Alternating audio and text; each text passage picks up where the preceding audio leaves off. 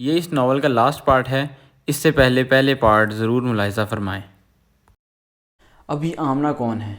آمنہ کہاں سے آ گئی؟ یہاں پر امامہ تیار بیٹھی ہے شادی کے لیے، اور اس کے ساتھ ایک بار پھر زندگی دھوکہ کر دیتی ہے۔ اگر انسان کسی چیز کو دل سے چاہے تو بالآخر اسے مل ہی جاتی ہے۔ پتہ لگتا ہے جلال کو بھی ڈائیورس ہو چکی ہے۔ گلی کے کارنر پر ایک جلیبیوں والا اور رستے میں 2 گٹر آتے ہیں۔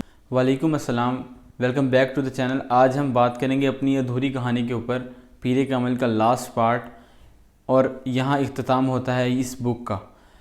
اب جیسا کہ سالار کی زندگی کے اوپر ہم بات کر رہے تھے، سالار کو ہدایت تو آ چکی ہے، امامہ کا ابھی تک کوئی نام و نشان نہیں۔ سالار کو ہدایت آتی ہے ڈاکٹر سبت کے ذریعے، اس کی زندگی کے ایکسپیرینس کے ذریعے، اس نے جو غلط کام اپنے ساتھ کیے اور دوسروں کے ساتھ کیے اس کے ذریعے۔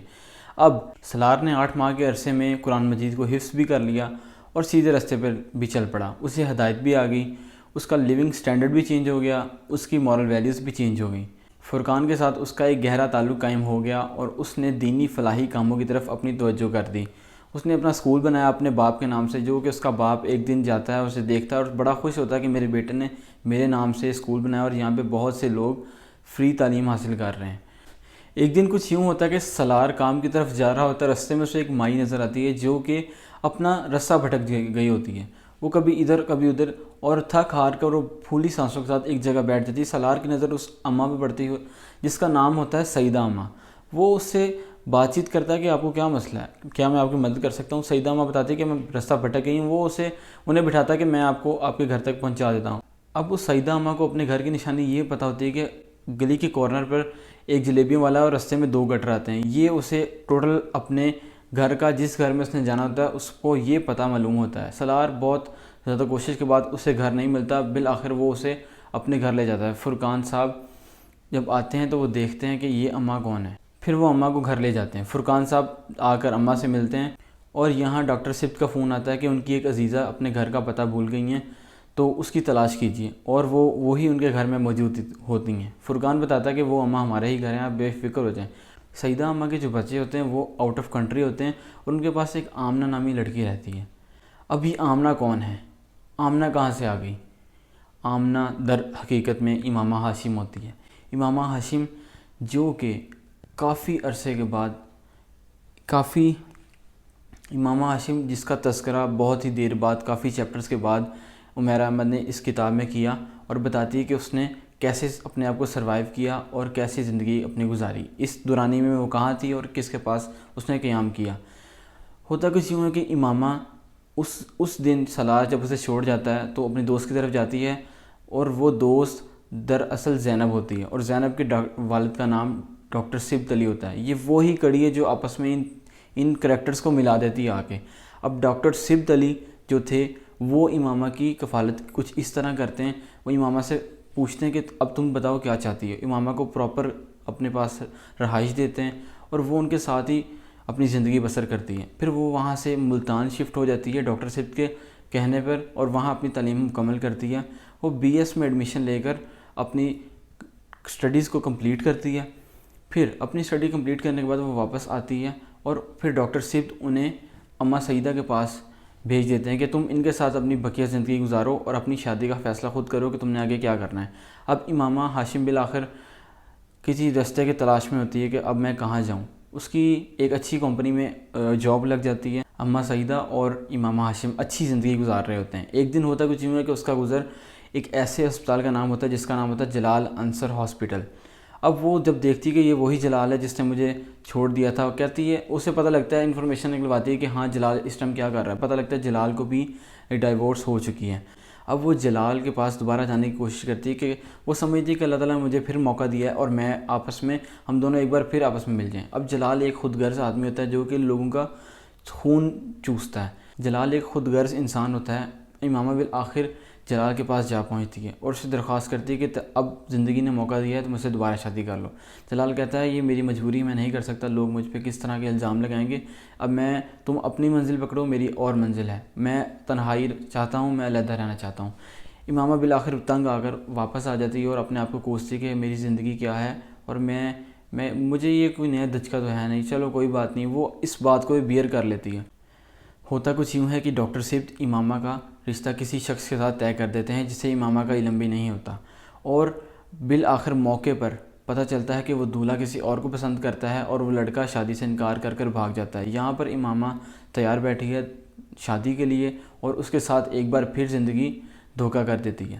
اب سالار جو تھا وہ امامہ کی تلاش میں ہر جگہ بھٹک گیا، لیکن اسے امامہ کا کوئی لنک نہیں ملا، نہ امامہ کا کوئی نام و نشان ملا، اور وہ اللہ سے دعا کرتا ہے کہ یا اللہ پاک مجھے امامہ سے ملا دے اور مجھے زندگی میں عطا فرما دے۔ بالآخر اس سے محبت ہو جاتی ہے، اور یوں وہ اس کی تلاش میں کسی اور سے شادی نہیں کرتا۔ اس کی کولیگ ہوتی ہے رمشا، جس سے اس کی اٹیچمنٹ کافی زیادہ ہو جاتی ہے، لیکن وہ اسے پرپوز بھی کر دیتے، لیکن وہ کہتا جی نہیں، میری زندگی میں کوئی اور ہے، میں اسی کا انتظار کروں گا جب تک مجھے اس کی کوئی خبر نہیں ملتی، میں کہیں اور نہیں جا سکتا۔ اور پھر جب وہ لڑکا بھی امامہ سے شادی سے انکار کر دیتا ہے تو ڈاکٹر سبت فرقان کو فون کرتے ہیں کہ آپ وہاں پہنچو، آپ ان کی اس پریشان گھڑی میں ان کا ساتھ دیں اور ان سے پوچھیں کہ آپ کو کیا مسئلہ ہے، ان کے ساتھ کوآپریٹ کریں۔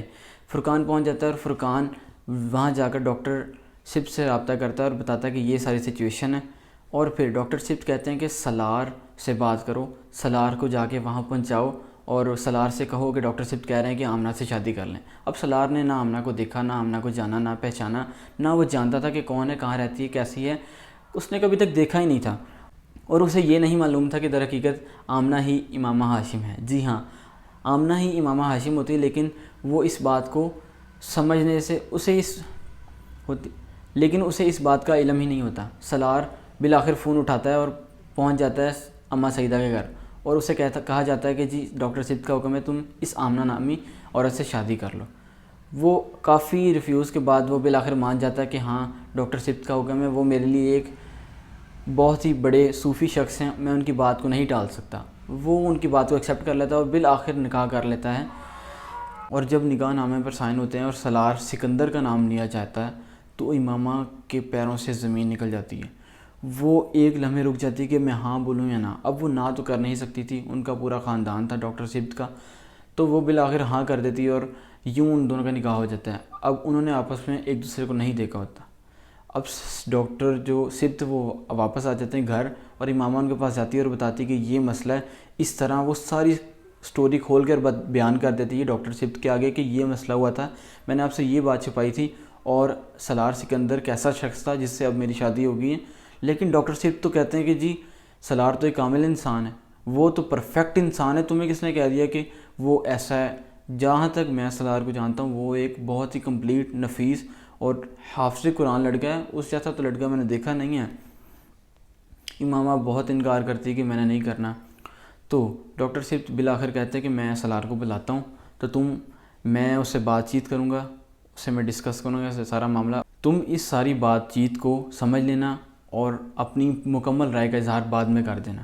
اب سالار رمضان میں افطاری پر آتا ہے اور ایک جالی دار چادر سے امامہ ہاشم اسے دیکھ رہی ہوتی ہے، اس نے امامہ کو نہیں دیکھا ہوتا۔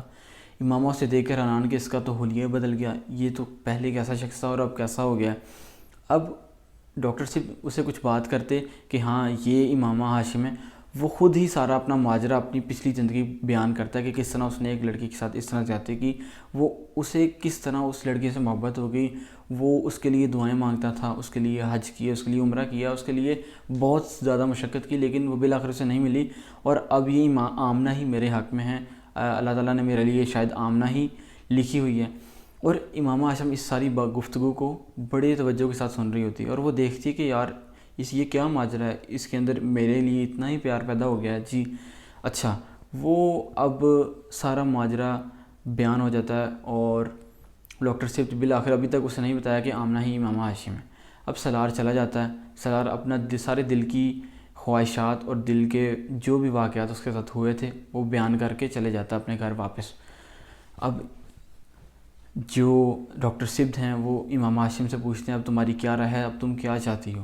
امامہ ہاشم بالآخر اس نتیجے پر پہنچتی ہے کہ اللہ تعالیٰ نے میرے لیے ہی سالار سکندر کو بنایا ہے، اور میری اس صبر کا پھل مجھے اسی شکل میں ملنا تھا کہ یہ میری زندگی میں آ گیا، اس کی زندگی بھی صبر کی اور مجھے بھی صبر کا پھل اچھا ملا، تو مجھے اب کوئی اعتراض نہیں۔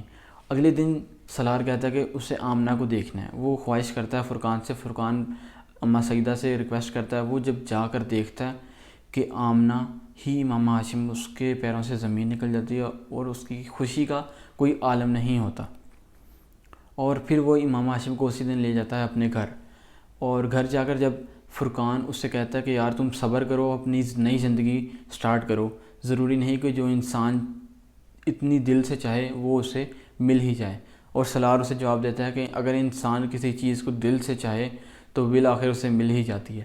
یہاں پر یہ سٹوری کنکلیوڈ ہوتی ہے اور امام ہاشم اور سالار سکندر کی شادی ہو جاتی ہے، اور یہ معاملہ یہاں اختتام پہنچتا ہے۔ آپ ضرور بتائیے گا کہ آپ کو یہ سٹوری کیسی لگی، اور بہت ہی اچھا ایک امپیکٹ تھا۔ اب یہ اس کا نیکسٹ پارٹ جو ہے آب حیات، وہ انشاءاللہ اگر پڑھنے کا موقع ملا تو وہ بھی انشاءاللہ ضرور ریویو کریں گے۔ Thank you for watching the video, subscribe the channel and hit the bell icon. Thank you.